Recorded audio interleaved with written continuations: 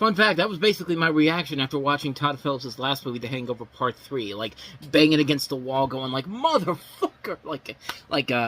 You get the idea. But, and then again, it was also probably Warner Brothers after the weekend box office for this, which was not good. Not very good for this movie at all. But, welcome to Time About the Movies, everybody. Today we are taking a look at the 3 films that make up August 19th, 2016. And we're starting off with the biggest of the new releases, if you even want to call it that, War Dogs, which is the new film from Todd Phillips, featuring Jonah Hill and Miles Teller, and also features Anna-D Armas and Bradley Cooper among the cast in here. And it follows 2 arms dealers, Ephraim Devroli and David Pakuz, who receive a U.S. Army contract to supply ammunition for the Afghan National Army worth approximately $300 million. And it's probably not a good sign when your movie is marketed as based on a true story, when it was literally revealed by one of the people in this movie that was not the case at all. It was basically stuff that was material stolen from the memoir of one of the people, Devroli, once a gun runner. And even though this book itself is based off of a book, it's actually not even based off of a book, it's based off of a Rolling Stone article called Arms and the Dudes by Guy Larson, who later expanded it into a novel. So technically it eventually did become a book, but bottom line is that the movie ain't that great. I mean, it was coming around that time when you were getting a bunch of these war comedies. Not even comedies, war dramedies, if you will. Like this mix of comedy and drama. Some of them were good, like Whiskey Tango Foxtrot. Others not so much, like Our Brand is Crisis. This one's kind of in the middle overall. And it's not because the actors aren't trying in here. In fact, if anything, the movie is worth it just to see, a more serious performance by usually comedic actors like Jonah Hill and Miles Teller, who I think really are the best parts of this movie in general. But other than that, though, the rest of the movie itself is kind of bland and forgettable. It's one of those movies where, I mean, there is some good ideas involved in it, and other than that, I mean, it's nothing really that's exciting or that amazing overall. I mean, I think one of the reviews kind of summed it up best, where it says here, this came from Matt Zeitz of RogerEbert.com, who basically said, War Dogs is a film about horrible people that refuse to own the horribleness. I mean, that's basically true. I mean, that's literally what the movie is kind of like, but, I mean, it's a movie where, yeah, the performances overall are the best part, but then again, it's a movie that's glorifying people that you should not be glorifying overall. I mean, it's that type of a film, but, and also, I think overall, I think a much better movie in Lord of War did this a whole lot better. I mean, that movie worked because, that was a movie that was basically showing you the glamour side, but also the dark side, not really rooting these people on because they're clearly monsters. And it was just a much better film overall, but this, not so much. The only reason I would say watch this movie is because of the performances that are very against type for Jonah Hill and Miles Teller. You also get some good performances by Anna-D Armas and Bradley Cooper as well. But to say it's a great movie is kind of an over-exaggeration overall. I mean, it's cool to see Todd Phillips doing something outside of his norm, but then again, when he does something outside of his norm, he's not really as great as he was with the comedies that he was doing. I mean, yeah, this isn't as bad as something like Due Date or the Hangover sequels, but it's still not a great movie. It's just kind of a bland, forgettable movie, honestly. I mean, not much more I can really say about it, except War Dogs, okay, is mostly worth it for the performances alone, but other than that, I wouldn't tell anybody to rush out and see this film overall. I think there are much better movies that you could watch, like Lord of War or Whiskey Tango Foxtrot, that are much better war films than this, So with that said, let's go ahead and get to the real winner of this week, and I mean that all across the board. I think this was my favorite movie of 2016, and it comes from a usually reliable source, Leica Animation. This is Kubo and the Two Strings. It's Kubo. I think being a mom was a huge reason why I wanted to make this film. Don't mess with the monkey. I was looking to do something that our kids could watch. Impressive. Literally the first time I've ever done it. Kids want the world, they want the fantasy, they want the magic. Show off. I like Beatles. You're an embarrassment. You can fly? Apparently. Kubo, rated PG. Way to spoil the movie, dude. I mean, Jesus Christ. They literally just spoiled one of the big twists in that trailer there. It's funny, because I never knew that commercial existed. I was trying to find a commercial that didn't make this movie look too much. They were dumbing it down for its audience with these commercials that were clearly made to be on Nickelodeon and Cartoon Network, and I thought I found one with that there. And then you just hear Charlize Theron going like, it was fun playing the mom in this. It's just like, hello? But regardless of the bad marketing, that should not take away from the true brilliance of this movie. I mean, this was a really good year for animation in general, but this was the towering achievement. This was easily the best animated movie released in 2016, and really, when you watch it, it's not hard to see why. So in this movie, Kubo lives a quiet, normal life in a small, short-side village until a spirit from the past turns his life upside down by reigniting an age-old vendetta. This causes all sorts of havoc as gods and monsters chase Kubo, who, in order to survive, must locate a magical suit of armor once worn by his late father, a legendary samurai warrior. And at least I'll give this movie credit.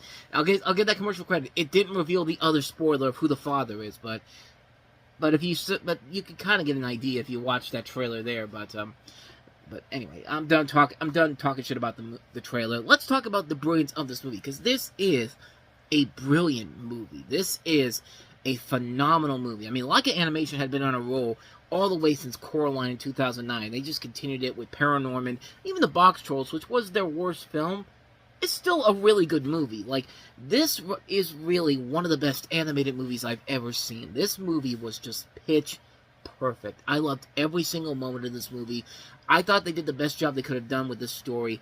A lot of what made Paranorman that great classic movie, it's definitely in this movie. And if you saw Paranorman, you know exactly how good of a movie that really was. But there are so many wonderful and amazing elements to this. Let's start off with the animation, which is easily the best and the most complex that Leica has done up to this point. There's a great little mid-credit sequence, similar to the end-credit sequence for Paranorman, where they show the animators creating this 12-foot skeleton that was in the film. And the fact that they were willing to go that far to create such a creation is so damn impressive. Like, it just goes to show you the amazing level of talent the studio has to come up with some breathtaking animation. And for those people that are still trying to convince you that artificial intelligence is the future of animation, look at this. Look at the commercial. Look at the movie here. Like, look at the way that the skeleton looks. I don't know if I'm actually going to get a picture here, but you get the idea. Like, if you see the movie, you know exactly what I'm talking about. That took effort, and it looks more authentic than anything out of AI. I don't care what anybody says. But anyway, back to praising the movie here. Another great element is the story. And what's great about this movie is that it plays around with your expectations, and it doesn't do the typical action climax way of ending a movie. It creates a situation where it's mostly centering around just how a character can just be himself and not have to resort to simple fighting to end the problem.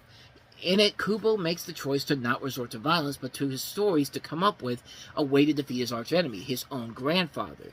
But by basically having that memories are a much stronger weapon than actual weapons. It reminds me so much of the Lego movie and how that ended. Like, it didn't end in violence. It basically just ended with a simple conversation with President Business, a.k.a. the kid talking to his father. I mean, they're basically kind of the same character, and simple. It's a simple thing that doesn't have to resort to just a bad guy being defeated by violence and all that. Like, I like that. I really like that they went with that direction, and it plays it well in this.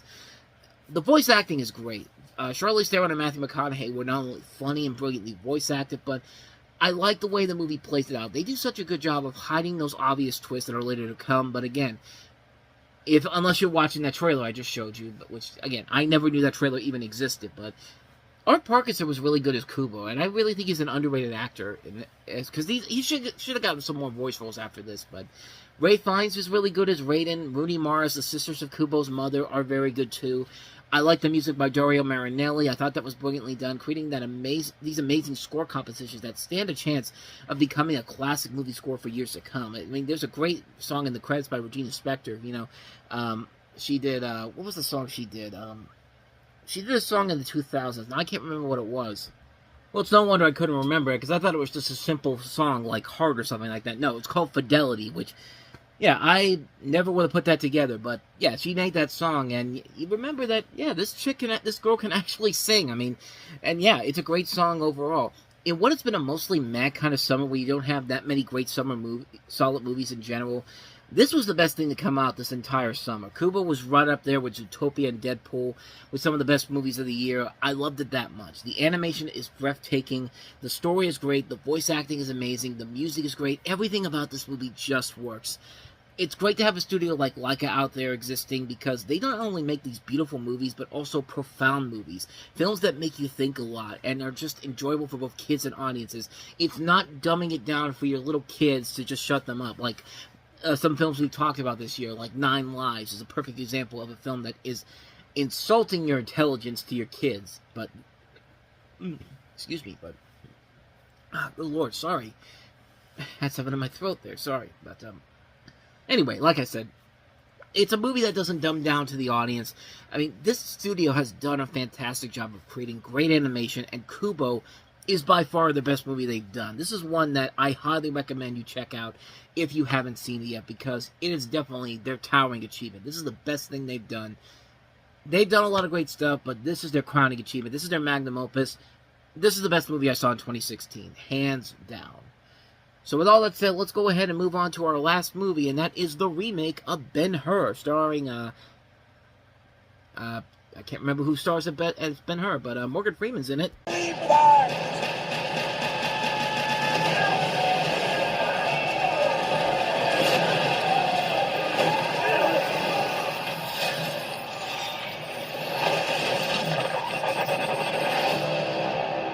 How long were you a slave? 5 years. What is your name? There is no law. Remember, first to finish, Lost to die. are we having fun now, brother? I don't think he's having fun, but you clearly seem to be having a time of your life, Toby Kebbell. That's Jack Houston, by the way, as Ben-Hur.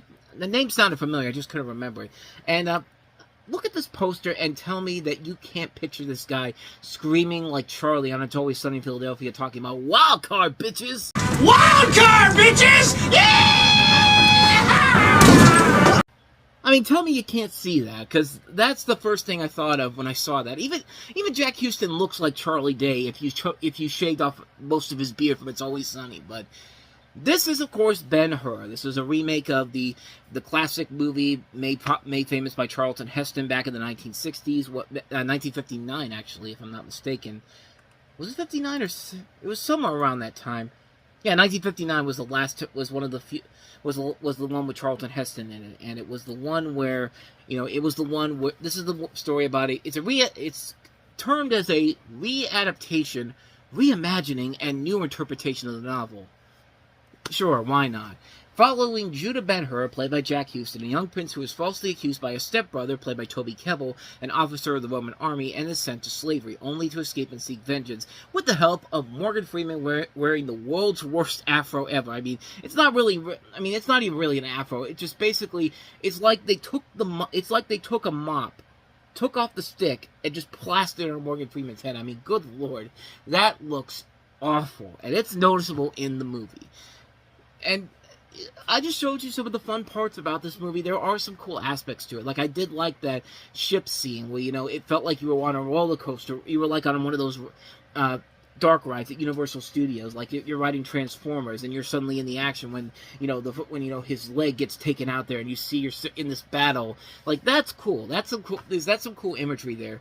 There's some fun over-the-top moments in this movie, too, specifically Morgan Freeman's performance and the fact that you also have a horse that just randomly out of nowhere decides to just jump into the audience in the Coliseum, and then the chase at the end, like the big horse chase at the end, and was very fun to watch. Unfortunately, there's still a good, 2 hours of the movie that's still there you have to deal with, and truth be told, a lot of it's kind of boring. I mean, it's not even a bad movie. It's just mostly boring stuff. And even with the stuff that is cool in this, like, that stuff you can easily find online. And you can watch about 5 minutes of the movie and be like, wow, this actually looks pretty good. And I might check out the movie someday. And someone will tell you, don't. I mean, just watch the stuff there. You'll be good to go. That'd be me telling you that. Just watch the stuff online. It's worth it to watch it online alone. But I'll give it credit, they did at least try to put an effort into it here. There is a lot of stuff in it that I did enjoy. I did enjoy the cinematography of this. I did like the over-the-top moments of this. I did like that they were trying to do something unique and different with it, but it just really wasn't selling overall. And I think it was mostly simply because movies like this were kind of not doing so well overall. In fact, a lot of them were really terrible. I mean, we had one earlier in the year which ended up being one of the worst films of the year, which was Gods of Egypt. And then you had The Legend of Hercules, and then Exodus, Gods and Kings. All terrible movies. So yeah, this thing was not going to find an audience in this time period when these type of films don't really usually do all that well. And like I said, I do give it credit where credit is due. There are times where you can tell they are trying to update this for a new generation, and at times it can look cool, but other than that, though, it's really not worth it in the long run. It's just kind of like, I can see the direction you're going with here, but the final product doesn't deliver what you promised us, really. It's just kind of like, I mean, yeah, I'll give them credit where credit is due. Sometimes it looks cool, but it's not enough for me to recommend the movie overall. Like I said, the best stuff was in that trailer, and that's stuff you can find online within a span of 5 minutes, but as far as the rest of the film goes, I'll give them points for trying. It's not like a half-assed effort.